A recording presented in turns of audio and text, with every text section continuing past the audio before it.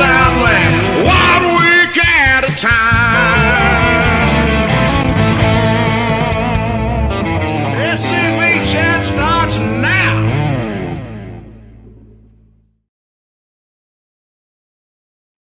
It's Monday at 7 o'clock at the afternoon, so you know what time it is. It's time for your weekly episode of SCV Chat. I'm your host for the evening, Moose. And please remember, before we get into anything, the views and opinions expressed on this broadcast are not necessarily the views and opinions of the SCV, its GEC, nor any divisions, brigade, camps, or other subsidiaries. How is everybody doing this evening in the Southland? Got people from Biloxi, we got Casey, we got John, got Mr. Ron, and I'll talk about more about Mr. Ron and the Kennedys at the end of the episode. So hint, hint, stay tuned for that. Got Miss Linda. We got the legend, past Commander-in-Chief Paul Gremlin Jr. in the chat. Cousin Vinny is always supporting in the chat.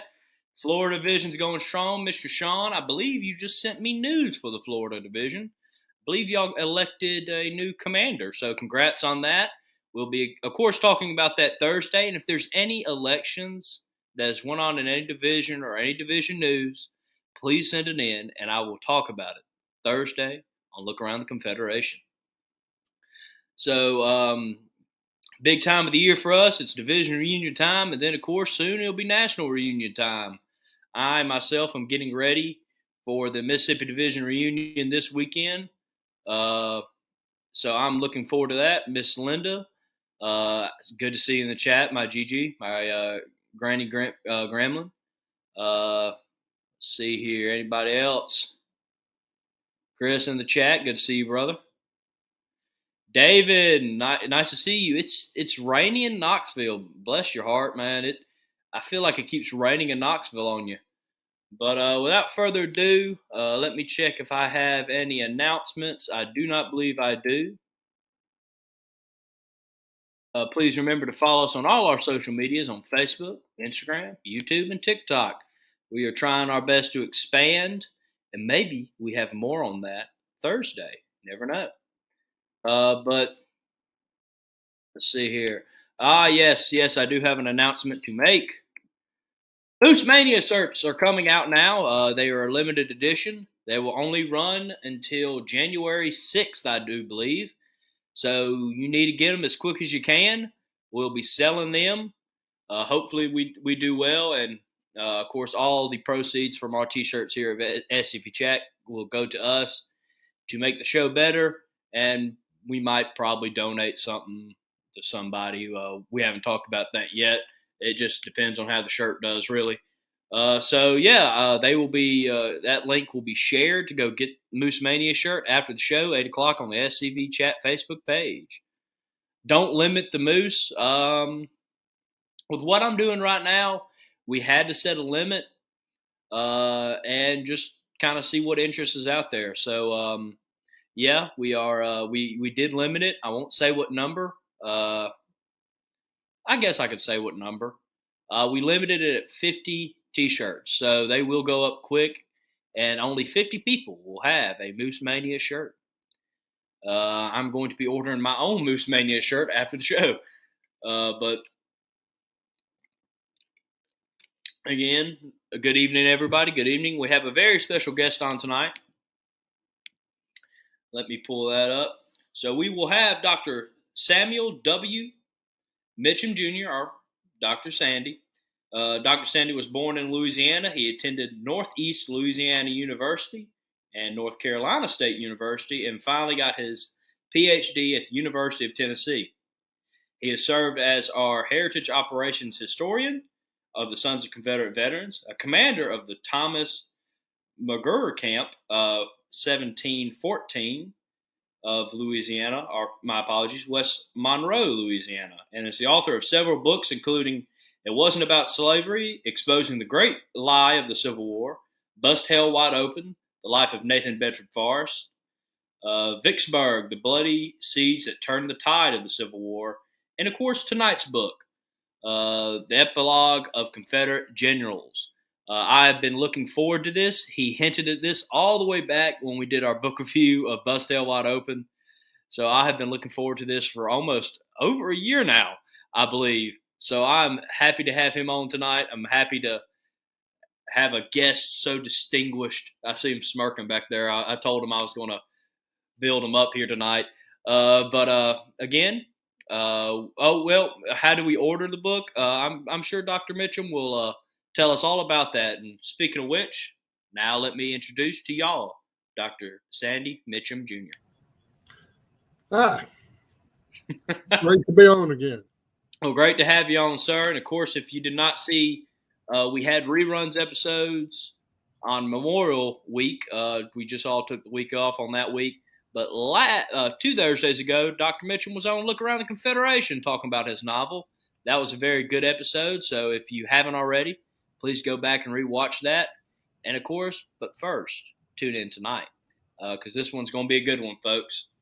So, Dr. Mitcham, how are you? Doing good. How about yourself? I'm blessed. I cannot complain, sir. Well, I finally broke down and bought a new computer. It's nice to have a clear image.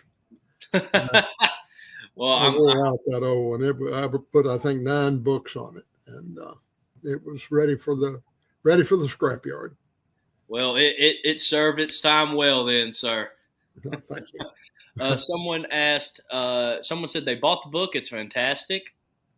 Someone asked, how do we order the T-shirts? Commander Gremlin, they will be, you can go on our page after the show and buy one. Jesse just said he just purchased your book. So we're getting a lot of people that have got your book, which is good as always. And without further ado, do you have anything you want to say on the book before we get into the questions? Well, if you don't like to read it, it'll make an excellent doorstop. That's how editors tell the difference between an amateur and a professional. And a professional talks in terms of words. Amateurs talk in terms of pages.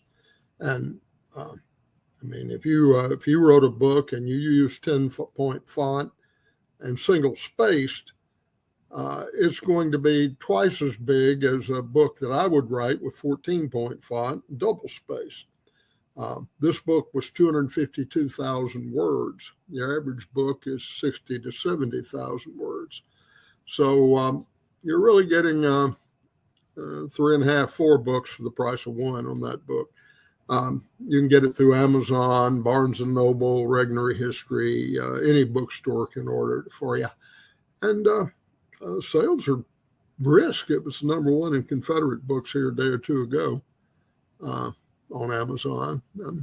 My editor's quite happy right now. So, but it was fun to do. You spend a year and a half, 2 years with some very uplifting men. A few of them weren't.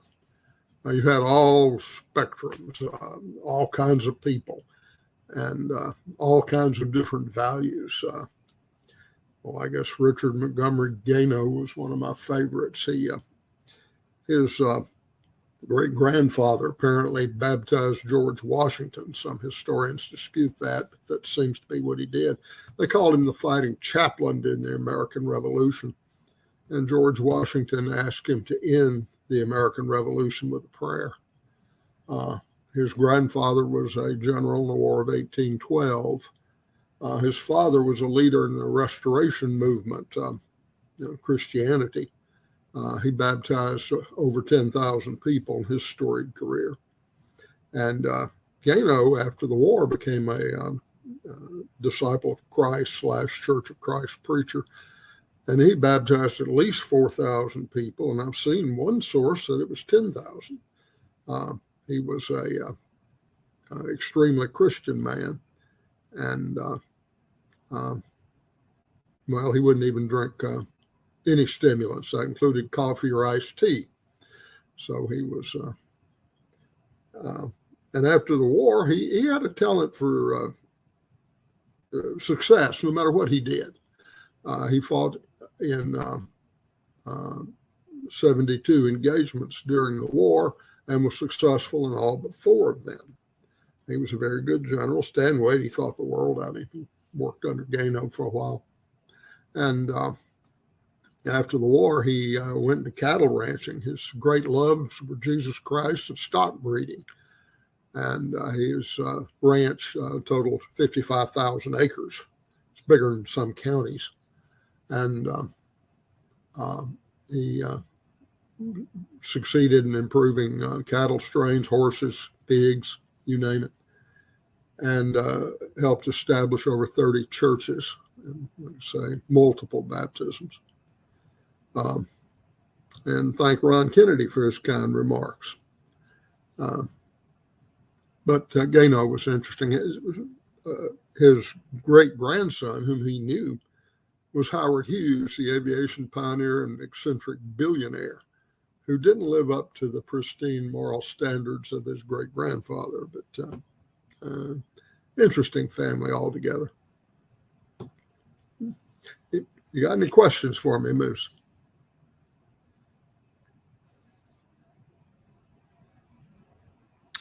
Yes, sir, I do. I forgot I muted my mic to check my monitor. Make sure that we were playing audio and going strong live. Yes, sir, I have a good couple questions for you. The first two, I'm going to love to see what the chat thinks about this. Probably it's one of those things where people will always dispute, the first two at least. My first question to you, sir, is who was the best Confederate general in the war? Well, I'm prejudiced. Nathan Bedford Forrest was the best general.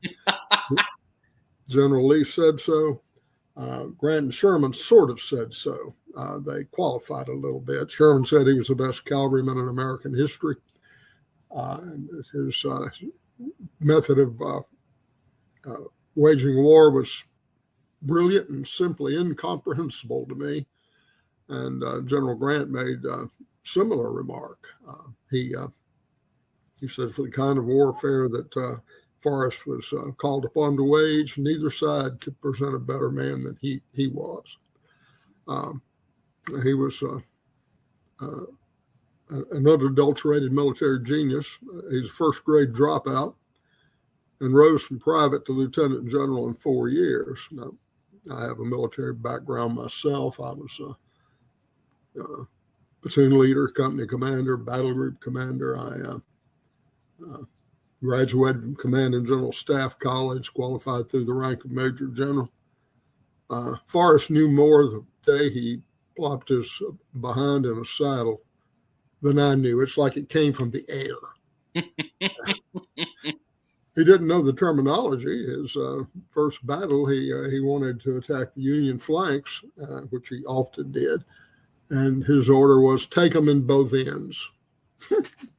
But a uniquely American story. He was awesome. Oh, yes, sir. I agree. And, of course, everybody on here knows that I'm very passionate towards Robert E. Lee. But I'll have to agree with the general on that for sure. I think General Forrest was just a complete genius. Yes. And to not serve and to go from private all the way up to lieutenant general, that just shows how brilliant he was in the war. And I think, without a shadow of a doubt, he's one of the greatest generals to ever live. Yeah, well, I'm kind of like you. That's one of the reasons I wrote this book. It really got my attention when I read that Robert E. Lee in a newspaper interview listed Forrest as the best general in the Civil War. He says, man I never met. His name is Forrest. And I got to confess to you, I was 12 years old before I found out that General Lee was not part of the Trinity. My first books were given to me by a cousin who was old enough to be called uncle. And it was the original 4-volume Pulitzer Prize winning edition of R.E. Lee. I've still got them. And for years, those were the only hardback books I owned, other than textbooks for school. And if Lee gives him that kind of endorsement, you got to really take it seriously, in my humble opinion. Beauregard, Joe Johnston, Lee, people who wouldn't agree with each other on anything else are rated Forrest at the top of the list. So Oh, This book, it covers Forrest and Lee and all these others, but it also covers a lot of the more obscure generals that people don't know about. And some of them had more interesting stories than the professional soldier who came out of the regular army, went to the Confederate Army, directed our cause. I think I talk about Zebulon York. He was one of my favorites. Came from Maine. His village was almost within sight of the Canadian border. He had to travel south to get to Boston. And he was educated in Kentucky, Transylvania University, and somehow ended up in Vidalia, Louisiana.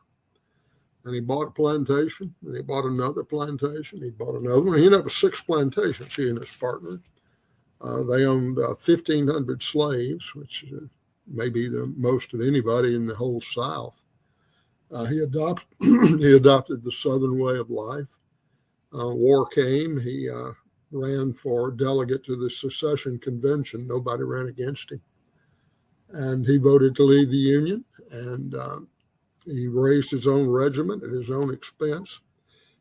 He paid more taxes than anybody in Louisiana, property taxes. And at that time, Louisiana was number 2 in per capita income in the United States. So that's a lot of money. But he would not take the colonelcy. He had no military background. He had an ancestor who was an aide to George Washington at Yorktown, but he didn't have any. So he wouldn't take a rank higher than captain. But yet, largely through attrition, the Louisiana, 1st and 2nd Louisiana brigades fought themselves out in the war.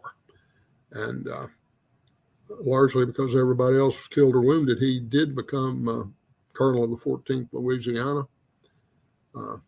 Got surrounded there in the Overland campaign, and his aide told him, Colonel, we're surrounded.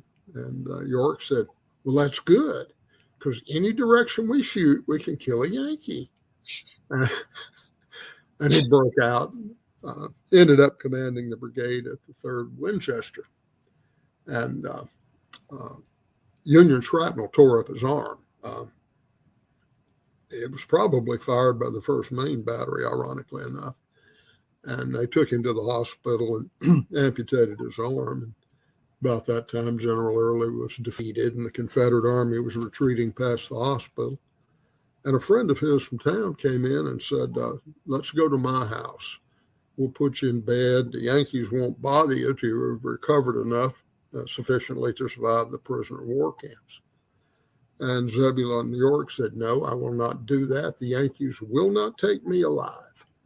And he hopped on a horse, and this was about an hour after they'd cut his arm off. And he rode over 20 miles to the nearest medical facility. Zebulon York could go bear hunting with a switch. I couldn't agree more. Wow. Yeah. I'm definitely, my interest is sparked in that man now. And again, that's what this book's about, because personally, I've never heard that story before. And so to expand your knowledge, not on just the well-known generals, but all the generals, and to get more stories and to learn more about the generals maybe people don't remember. That's why I'm very interested in your book, because I believe we need to honor all the people who served in the Confederate Army, Navy, Marine, et cetera. I want to learn as much as I can. So that's why I'm very interested in your book. Right. And why I'm about to be very interested in this next question. All right. Because this one is the one I would love to see the comment section, the chat heads, what they think. Who was the worst Confederate general? My friend Donnie Kennedy always said it was Braxton Bragg. I always thought it was Lucius Northrop, the commissary general. He was a disaster, bureaucratic. He created a bureaucratic monstrosity that couldn't actually collect food and distribute it to the troops.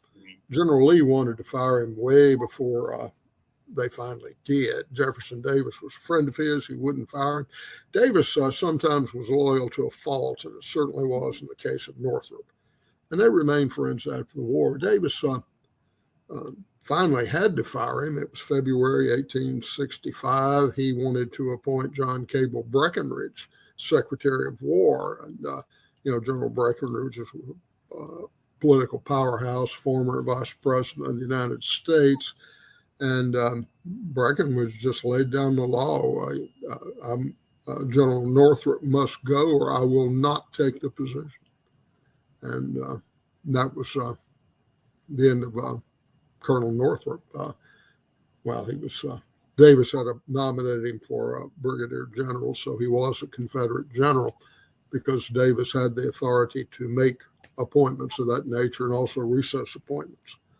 But Northrop was a complete disaster. They should have fired him long before they did. At Appomattox, they had no food. They had plenty of cartridges and powder.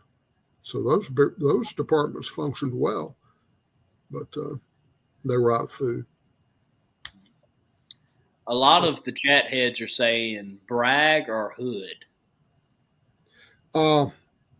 Hood is a great example of the Peter Principle. He was a brilliant brigade commander, one of the best division commanders in the whole Army.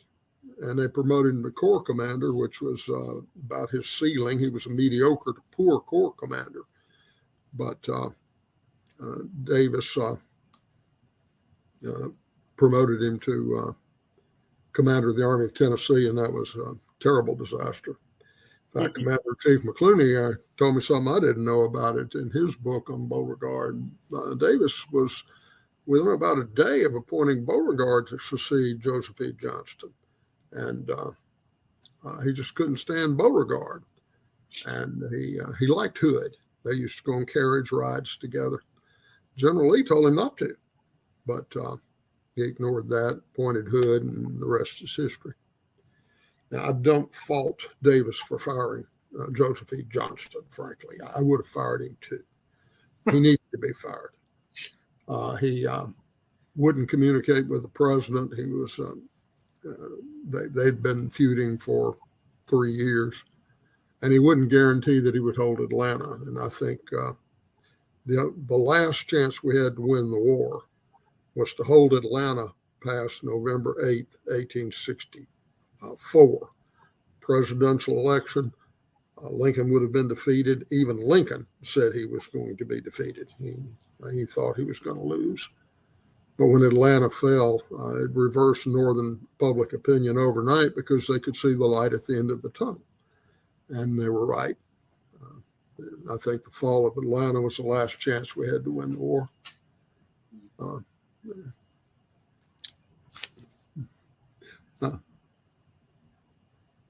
And Braxton Bragg is another example of the Peter Principle. He was promoted beyond his level of competency.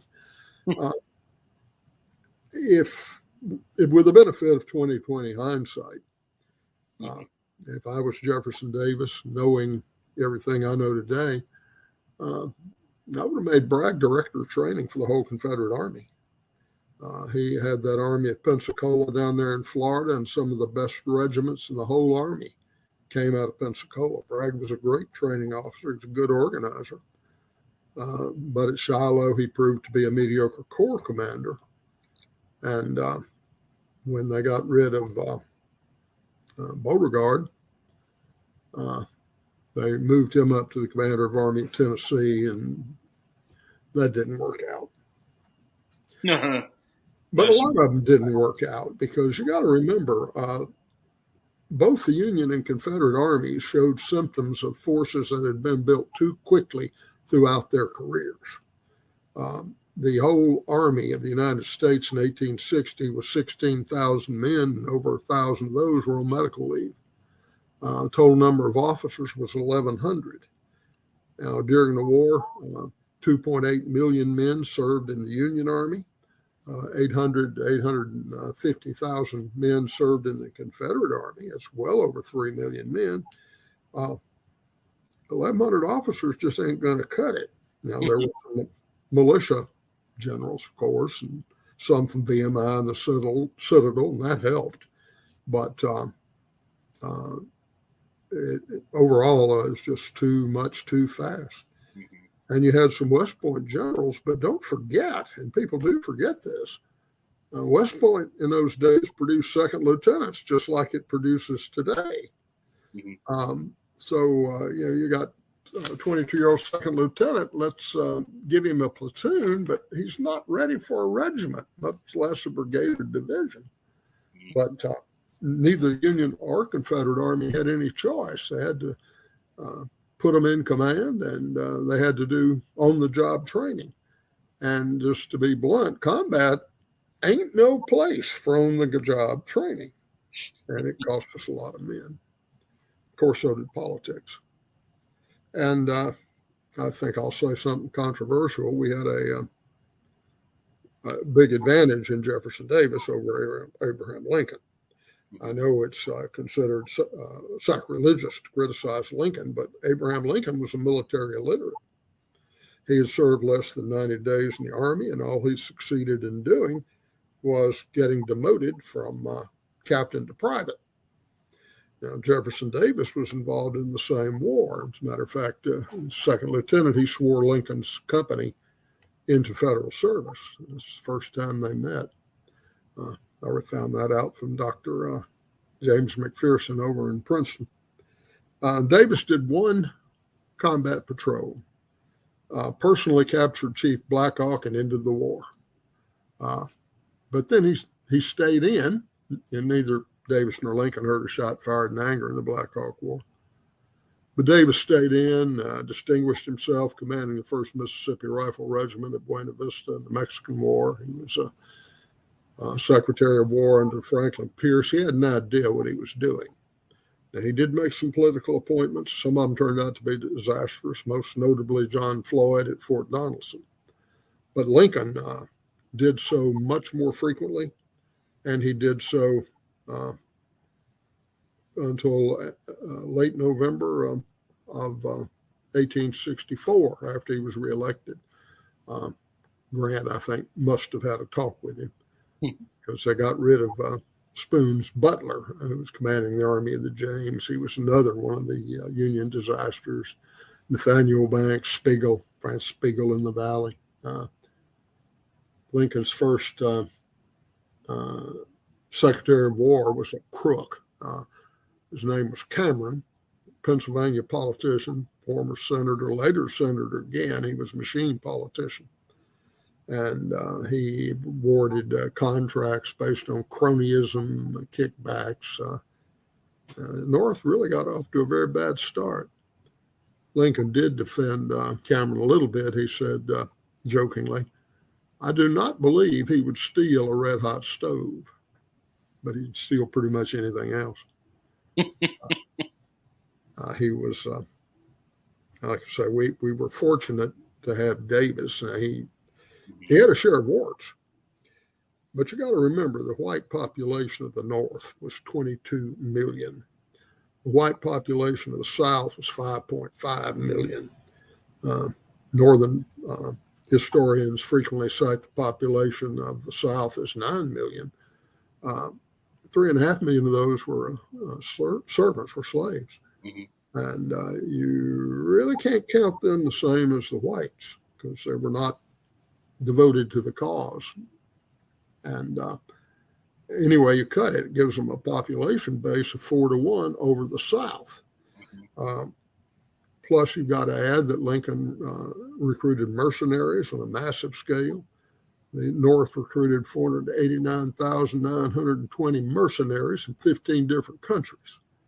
That's over half the size of the total Confederate Army over a 4-year period.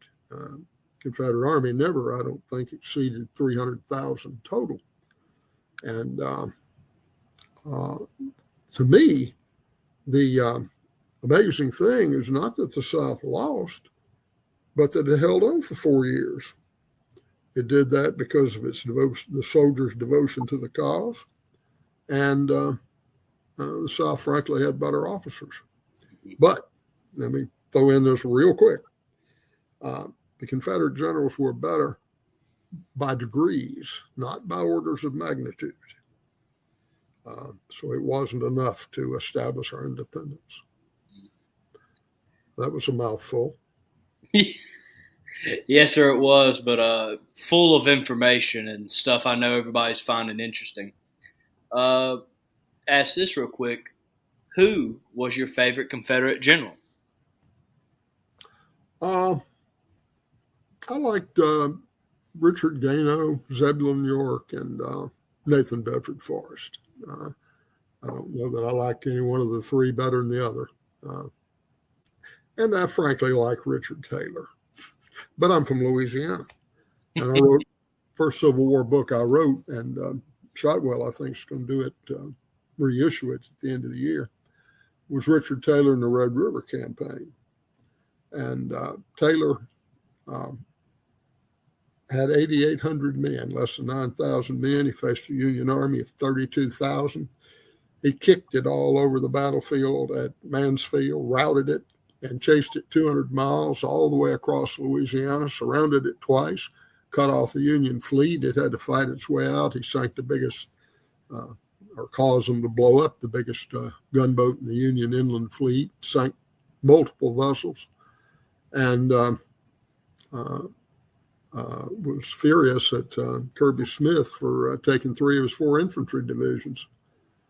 He surrounded the Union Army at Alexandria, despite the fact he was outnumbered 6-1, and he was trying to make them either surrender or abandon the Union fleet. Now, he was unfortunate because the Yankees had a great engineer named Bailey, and he figured a way to get them over the falls, and the Union fleet did manage to escape, but it was a near-run thing. And I like Richard Taylor. He was he resembled George Patton more than anybody in American history. He was opposing Nathaniel P. Banks. They called him Napoleon P. Banks, sarcastically, who was a former Speaker of the U.S. House of Representatives. So here you have a comparison. If you can grasp this, you understand the Red River campaign. The Confederates had the equivalent of General Patton. The Yankees had the equivalent of Nancy Pelosi. Guess who won that battle? I'm just going to take a guess it wasn't the Yankees. It wasn't the Yankees. That's a good one. I have one more question for our commercial break. And these next questions, ladies and gentlemen, let me tell you, are going to be some lovely, I wouldn't say hard-hitting questions, but I think questions that need to be answered. And I think your knowledge on the subject is going to come in handy to everybody watching. So I'm going to ask this last one, and then remember to stay tuned after this commercial break. Maybe stop and share this with your friends, folks, because it's going to get interesting after this one. How did the Southern generals stack up against the Northern generals? Well, like I say, they were better by degrees, not by orders of magnitude. Yes. But our generals generally outperform the Northerners, and you will find exceptions to every rule. But Confederate generals were better. I don't quite know how to verbalize this, but all right, you have the best and brightest in the North and the South. In the South, the best and brightest were facing an invasion by a foreign enemy who could be very brutal. And they tended to join the Confederate Army, and the best and the brightest always rise to the top. And the women put a lot of pressure on them. And the Yankee best and the brightest didn't have to do that. If you were, say, a lawyer in Rochester or Buffalo, you didn't have to join the Union Army if you didn't want to. You could build your practice, and many of them did. So a lot of the best and brightest from the North stayed in the North and didn't put on the uniform. Some of them did. Enough of them did to make a difference, frankly. But the best and the brightest in the South fought. Like up here at Farmerville, Louisiana, there was one young man. Everybody joined the Army. But one young man didn't. He was perfectly healthy. He could have been a soldier. And a herd of women attacked him one day, took him down, and put a dress on him. And I don't know if they put makeup on him or not, but I hope they did. He deserved it. In fact, General Sherman when he took Savannah, he ordered the Confederate women out of the town. And they were packing, and Union officers came up to supervise and see what they had. And the women, you will not do this. And they went to General Sherman and told him tell these officers to mind their own business. And Sherman looked at the Southern women and said something to the effect, well, you Southern women, if it hadn't been for you, the men would have given up long ago. And but he told the officers, don't overlook their packing. Let them pack whatever they want to. You don't get to inspect it. I like that. Yeah. Don't want to mess with Southern women. No. But I got a book coming out end of August entitled Voices from the Confederacy. And I found a lot of good stories about Southern women. They were as tough as the men. They fought their own war, and they were innovative. They were brave, and they were very competent. Matter of fact, there are many people in Mississippi that think Ole Miss University was named not after the state, but after the Ole Miss, which was the name that gave the ladies that ran the plantation. And I think rightfully so. If it hadn't been for them, the Southern War economy would have collapsed long before it did. Very true. We're going to get into our commercial break, and we're going to come back, and we have an excellent list of questions for Dr. Mitcham. So you don't want to miss that. Share this episode right now if you can, and stay tuned. And please remember, our sponsor today is the Confederate Legion. You can join the Confederate Legion today at www.makedixiegreatagain.org. Doing a lot of things over there that are great over there at Make Dixie Great Again. Speaking of which, you might hear more about that next Monday. So there's a little hint for everybody. So make sure to go support them, and we'll be right back. When my mother was in college, she danced with Confederate veterans. To me, it wasn't that far away. You know, my father knew this. My mother knew this. Almost 50 years ago, I joined the Sons of Confederate Veterans. In those days, we weren't concerned about saving monuments or any of those things. That wasn't necessary. In fact, none of us had any remote idea that it would ever come up. We can't just sit there and react. We have to be proactive. Or, as Robert E. Lee said, the best way to disrupt your enemy's plans is to strike first.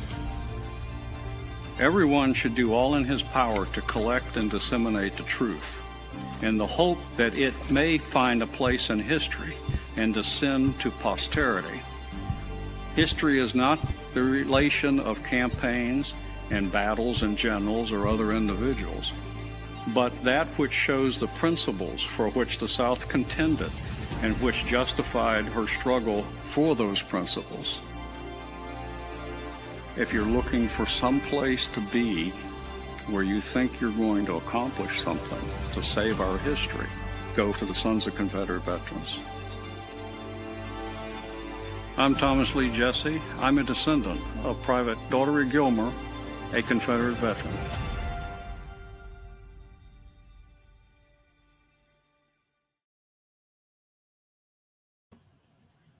All right, guys, we are back, and I'm going to start us off right off the bat with this question. I have been looking forward to this one, and I would love to hear your take on it.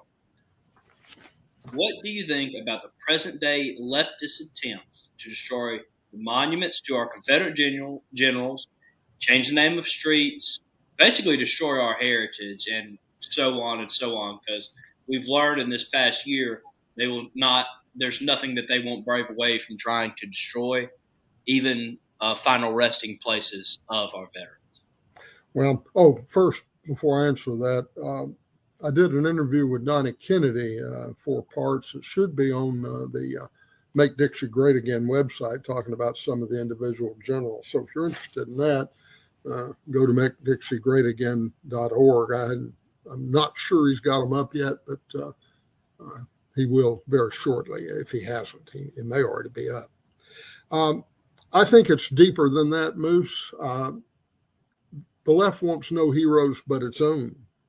And the Confederate generals are just the low-hanging fruit in their minds. Some of our people say you can't change history. Well, I don't believe that. I believe you can. It depends really, I guess, on how you define history. I define history as a study of the past with interpretation. And if you change the interpretation, guess what? You've changed the history. You can't change the past, but you can change the history, and that's what they're trying to do. And they want to, they defaced an Abraham Lincoln statue in Chicago, Colonel Haig in Wisconsin. He was a true believer abolitionist.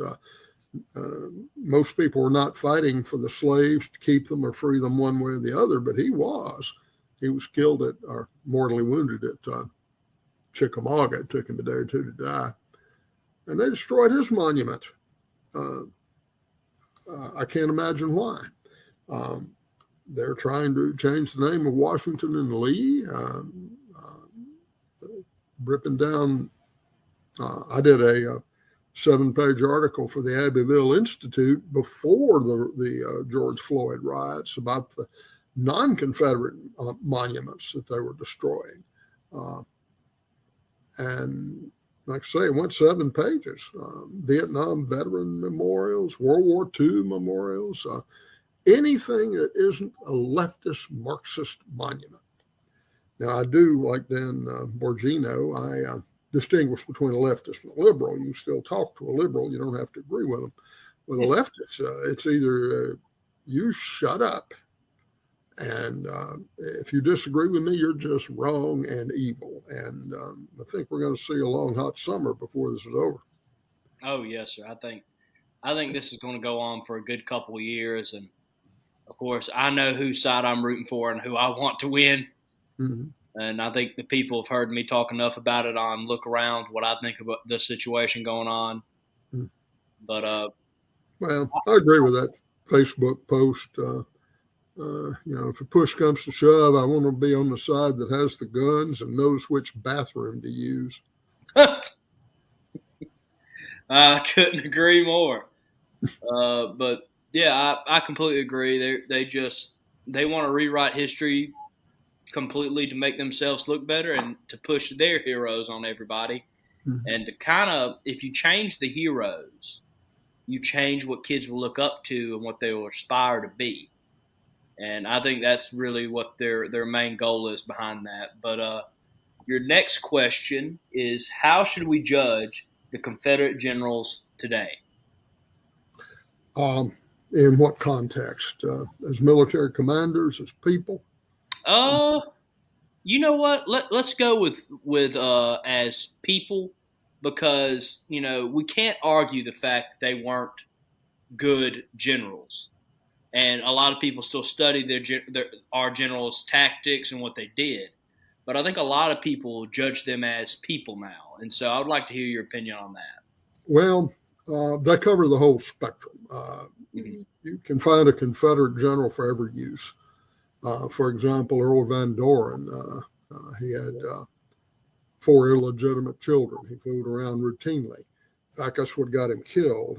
His family for years put out that it was because he was fooling around with Dr. Peters' wife. There was a professor at Holmes County Community College, Professor Bridget Smith, wrote a book about it. And it turns out that wasn't really why he was killed. He was also fooling around with Dr. Peters' 14-year-old daughter and knocked her up. And she did DNA testing and the whole 9 yards. She did a very thorough job. It's best piece of forensic history I've ever seen. And that's why Peters shot Van Doren. I kind of wondered about that because if Peters had shot everybody that fooled around with his wife, he would have been a mass murderer. She was a nymphomaniac. But fool around with daddy's 14-year-old daughter is a good way to get killed, and that's what happened to Van Dorn. So you got him on one side, and you got people like Thomas R. Cobb on the other.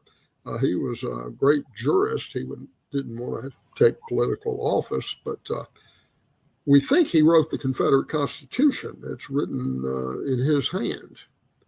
And he was a brilliant man, but he thought that if you fooled around with a woman and got caught, you should be forced to marry her. He was a straight arrow. He, of course, was killed at Fredericksburg, ironically within sight of the house where his father had proposed to his mother. But that, you can't get much further apart than that. Then you got some real heroes. I always thought the bravest Confederate general was Daniel Harvey Hill. He, if he thought a man was dodging too much, he'd make him stand at attention under enemy fire, load their muskets, hand it to him, and he would shoot at the Yankees. And then they would critique his shot. You know, did I hit him? Is he dead? Is he wounded? Did I miss? Where did I miss? And Daniel Harvey Hill was immune to fear. So was Stephen Dill Lee, but he didn't go that far. And they had a big issue early in the war. I didn't get into it in this book, but over the issue of dodging. Gentlemen do not dodge was the attitude of some people in 1861. Others took the attitude, I'm not going to get killed just for appearances. And kind of came to a head in the Peninsula Campaign as this captain had to deliver a message to General Stuart. He had to cross an open field near a Union artillery battalion, which was trying to kill him. And he rode what they call Comanche style. He was practically parallel to the ground. And he pulled up to General Stuart. Stuart and the staffs were making fun of him. And Robert E. Lee rode up, and they asked which side of the issue was he on. And he looked at the captain and said, "That's right, Captain. Dodge them all you can." The captain got even with General Stuart at the Battle of Fredericksburg. Stuart was looking through his binoculars at the edge of a wood line, and a Union artillery shell went through the top of the trees, knocked loose some limbs. Stuart hit the deck. He was covered with leaves and limbs. And as he was getting up, there was that captain standing above him, laughing at him. So he got even. But Stonewall Jackson was an advocate of dodging, although he wouldn't dodge himself. It varied. It varied, yeah. You got the whole spectrum. I mean, you got very loyal people. You got Jubila Early lived with a woman for years and had 4 illegitimate children. That was not usual, but it happened. Rufus Barringer had 2 children by a slave girl from another plantation, and he claimed them. In fact, Walter Coleman was one of the children. He became the richest black man in North Carolina, and some sources say the richest in the United States. He owned his own textile mill.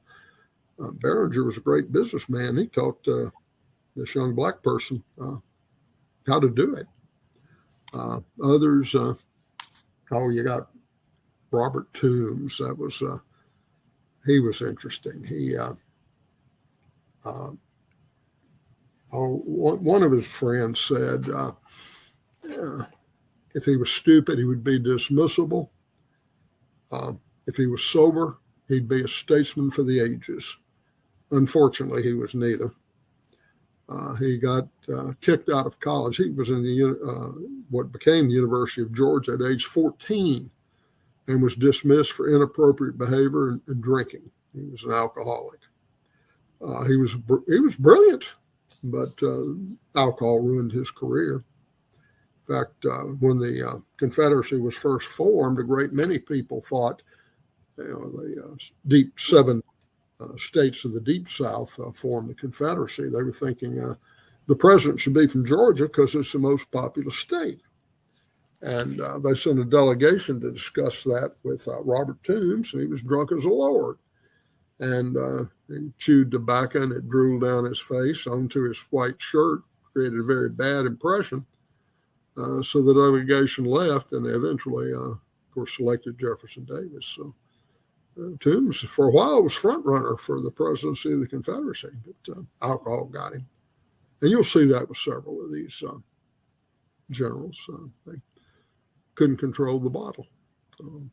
Sibley over in New Mexico, they called him the walking whiskey keg. And Richard Taylor court-martialed him for cowardice and wanted to have him shot. Richard Taylor didn't take prisoners. The court-martial would not go along with it, but they did convict him for inappropriate behavior and ruined his career. But Taylor wanted to line him against the wall. That's just Richard Taylor, though. No, yes, sir. Anyway, you pick a person, and you'll find a Confederate general to match it. There are all kinds. One of them deserted. One of them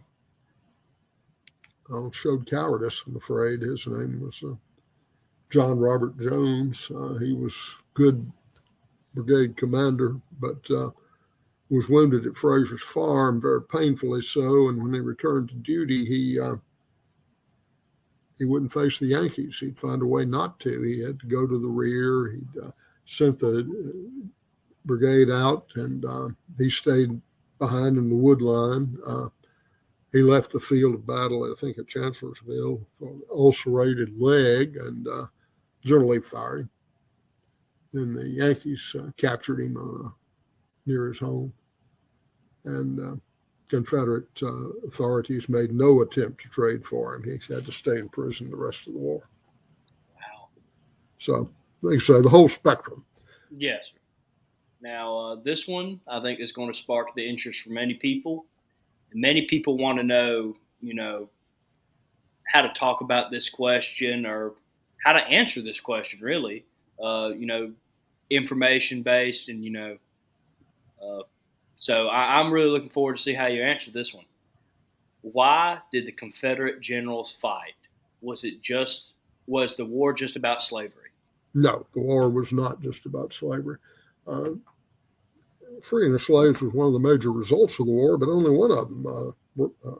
Abraham Lincoln himself said that if he could preserve the Union by freeing all the slaves, he would do that.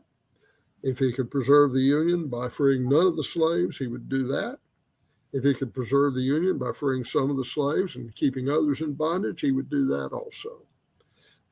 It was 2 years into the war before they issued the Emancipation Proclamation, and it really didn't have that much to do with slavery. What it had to, Moose, in my view, the South could have won the war one of three ways. They could have won it diplomatically, militarily, or politically. And the Emancipation Proclamation eliminated the diplomatic option for the Confederacy because France and Spain, their general population, by identifying the war as a struggle against slavery, Lincoln won them over to his side, and it was impossible for the ruling classes in Britain and France to declare war. They could aid the Confederacy, but they could not give them ships that they needed to break the blockade. They couldn't give them the armies they needed. And that's why Lincoln did it. You may remember the Trent Affair. Many people never heard of it. But Lincoln's myrmidons were foolish enough to seize a British ship on the high seas and remove 2 Confederate commissioners. And it nearly came to blows. These people were under the protection of the British flag, and the British took great exception to that and cut off the Union supply of saltpeter, a primary ingredient in gunpowder. And for a few weeks there, the Union could not launch a major offensive because in those days you had to have gunpowder to do that, and they didn't have enough salt to make enough. Lincoln issued the Emancipation Proclamation to eliminate the diplomatic option. Now, the second option, of course, was militarily. We lost that, in my opinion, at Gettysburg and Vicksburg. Although some of your well-informed listeners could come up with other scenarios how we might have won militarily after that, but they're usually tenuous. I think militarily it was over after Gettysburg. The political aspect was the last one, defeat Lincoln for re-election. And that came down to Richmond and Atlanta. If we had held those two cities, and Lee held Richmond, but Hood lost Atlanta with some help. And once Atlanta fell, I think realistically the Confederacy was doomed. Union public opinion was against Lincoln until then. They saw, like I said, the light at the end of the tunnel after Atlanta fell. And that was pretty much it. We made some last hurrahs, but it was pretty much over. Aren't you sorry you asked? Yes, sir. I really am. But again, I want to thank you for coming on, sir. Our time for the episode, sadly, is drawing near to an end. I hope everybody has enjoyed this episode of SCV Chat with our distinguished guest and very wise man who has answered these couple of, I would say, hard-thinking questions now. Because when you answer any of these, our enemy will try to pick you apart and try to find any historical or wrong things in that. And so to answer these questions is a must, so we all can learn and be able to defend our heritage. And so I'm very happy you came on, sir. I'm very happy that we got to get to these questions. Mm-hmm. And I'm very happy, and I hope people go get your book because it is going to be full of information. And I myself am looking forward to getting it and learning more. I have been making a list of books to get after I graduate college so I can start regaining my own knowledge that I have been steadily losing since joining college, which is a weird sentence to say, don't you think? Well, your real education, that will begin after you got your degrees. Everybody keeps telling me that and then patting me on the shoulder and saying, good luck, son. There is one argument I'd like to puncture right now because your listeners will hear this. Okay. They say that Alexander Stephens' cornerstone speech proves the war was all about slavery because Vice President Stephens allegedly said that slavery was the cornerstone of the Confederacy. Now, Vice President Stephens later said he was misquoted. I don't know if he was or not, but it's questionable. But the major point that I'd like to make is vice presidents don't make policy.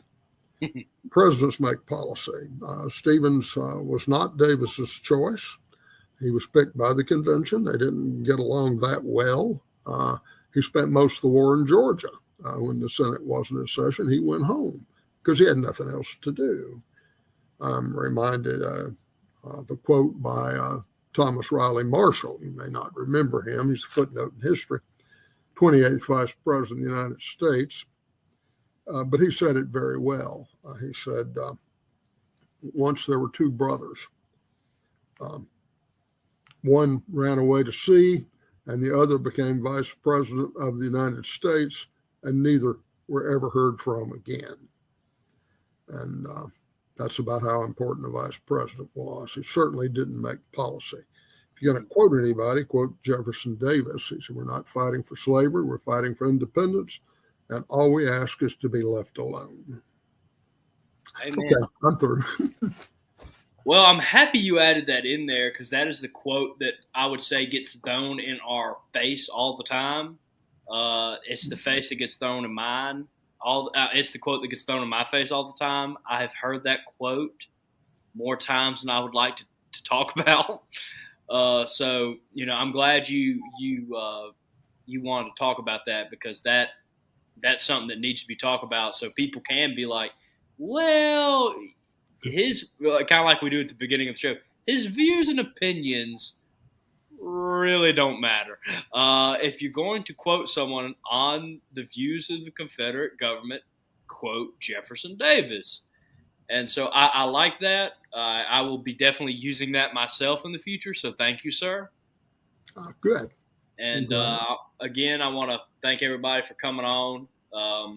We've had a great episode here today, large crowd. Remember to share this. If this only gets to our people,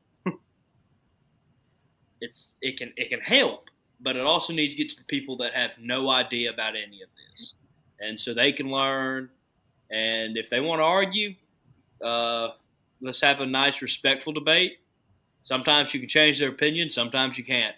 That's just how life is right now. But definitely try to learn people, try to make other people learn. So please share this video, like it, and remember to tune in Thursday for a look around the Confederation.